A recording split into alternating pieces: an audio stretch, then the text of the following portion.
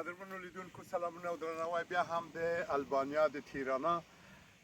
په داسې یوه سیمه کې یو چې په مخکې راپورټ کې مو هم څرګنده کړه بیخي ورته ده د افغانستان ځینو ولایت ته لکه کونړ نورستان پکتیا پنجشیر بدخشان شاوخوا چې ځای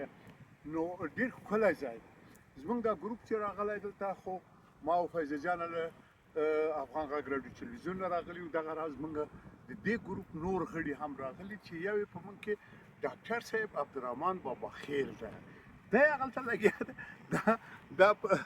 جوار وګورئ دا جوار یې دلته را پیدا کړي وطني جوار خو دا خو وطني نه دي دا خو البانیایي دي خو ډېر خوند لري اما چې دا په اوبو کې جوش شي راځئ چې د ده نه پوښتنه وکړو ډاکټر صاحب جوړ په خیر هیوادون صاحب محترم السلام علیکم څنګه دي دلته رخصتي په خیر تېرېږي بس د الله فضل لري ښه تېرېږي خوشحاله نه رښتیا هم یعنې تا دغه البانیا څنګه پیدا کړه نو فکر کوم څنګه یو هېواد تقریبا مشابه زموږ مملکت سره ده او دا غرونه او دا هوایي ګرمه ده نسبت اروپا ته نو زمونږ دپاره خو خیر عادي ده مګر هغه څوک چې د اروپا نه راځي په دې موسم کې راشي دا اوسنی موسم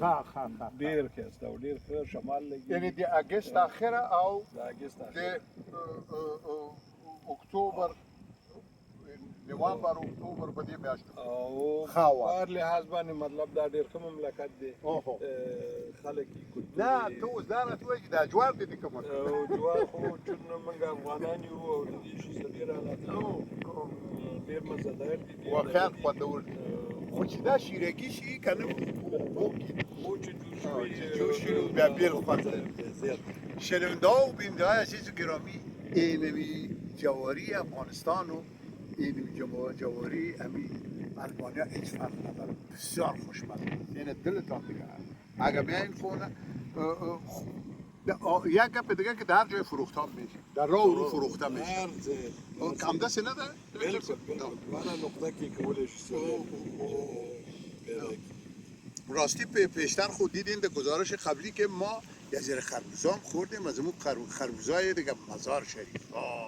بخلانی بسیار خوشمزه بود خب دکتر صاحب پلان څه ده چې دې غرونو ته خو موږ تللي وو که نه له تاسو سره او دې ګروپ سره لاړلو چې هلته دا ډولۍ وې چې د دوه غرونو تر منځ کې که نه هغه خو مو ولیدلې نو فکر کوئ چې د دې نورستان هغه بلې برخې ته به ورشي بالکل د دې غرو هغه بلې برخې ته به تصمیم لرو چې اوس په دا بل طرف باندې بل سره سمه نو دلته د مصارفو لګښتونه خو ډېر نه دي نور نه زمونږ او ستاسو دا خلک چې د اروپا نه راځي هغوی لپاره مناسب دي مګر زه نه پوهېږم خپله به د دې خلکو دپاره به قیمتي خو یک چیز است شنونده و بیننده عزیز ما وقتی اینجا میگردیم مثل که دیگه هم وطنهای ما در داخل افغانستان میگرده یک ویدیو میسازه ما نمیخوایم افاده بدیم که والا ما زندگی بسیار خوب داریم در بسیار جای خوب هستیم نه هدف ما است که یک آشنایی است با کشورهای اروپایی از جمله این حال که آمدیم با کشور البانیا دلته موږ د دې هدف نه لرو چې موږ خپل ځان وښیو موږ خپل اقتصاد وښیو ځینې کسان وایي چې ولا هېوادو صاحب هلته په افغانستان کې نه کار شته نه روزګار شته نه پیسې شي تاسو داسې ښایسته ښایسته ځایونه ښیئ خو نو موږ څنګه وکړو خو تاسو خو هم کونړ ښیئ جلال آباد و پنجشیر ښیئ زموږ زړه ورپسې بس داسې شي که نه چې وایم دا اوس سبا به ورځو فکر کوم داسې هدف نه ده هدف دا ده چې لا خلک پوه شو چې دلته اروپا کې افغانان څنګه ژوند کوي او نه موږ خو په دې خاطر باندې دا مسله یاده کړله چې هغه څوک که تصمیم لري چې راشي نو چې اقلا په دې پوه شي چې دلته داسې قیمتي نه ده هغوی لپاره واقعا افغانان خو شته دلته مهاجر و کډوال خو دلته شته بالکل افغانان داسې مملکت نشته دی چې هلته به افغانان ټولو هېوادو کې افغانان اوس شته ده ډېره زیاته مننه ډاکټر صاحب باباخیل نه مننه کوو او سفر ته به ادامه ورکو ګورو چې تر کوم ځایه رسیږو زموږ د ګروپ بله ډله چې نجونې دي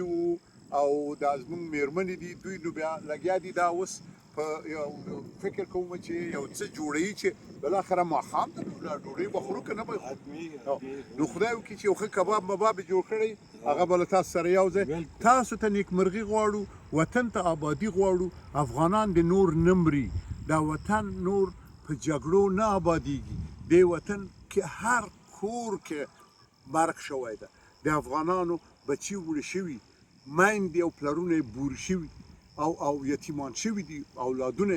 بس د نور جګړې نه د پاکستان خبرې ومنئ، مه د ایران خبرې منئ، مه د لرې هیوادونو نه، مه د نږدې. د خپلو کې یو بل ته لاس ورکړئ. هر آن کسی که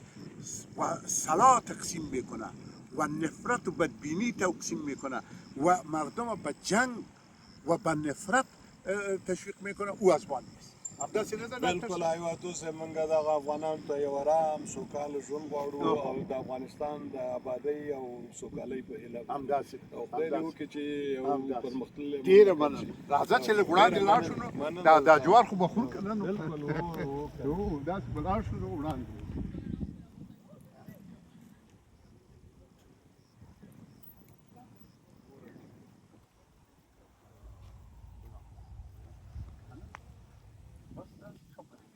یا دې خواته به مې انشاءالله چې وخت مو پیدا کړي چې دې سیمې ته مو دا خوا یاره زه فکر کوم دا خلک ووایي چې هغې ته یې وایي چې زمونږ دا ښوروا تیاره ده، ور به شو دې ښوروا پورې او د خپل کمرې نه او کمرمین نه به ډېره مننه وکړو. کور ودان بس تر بیا لیدو. دوستان هم خوشحاله.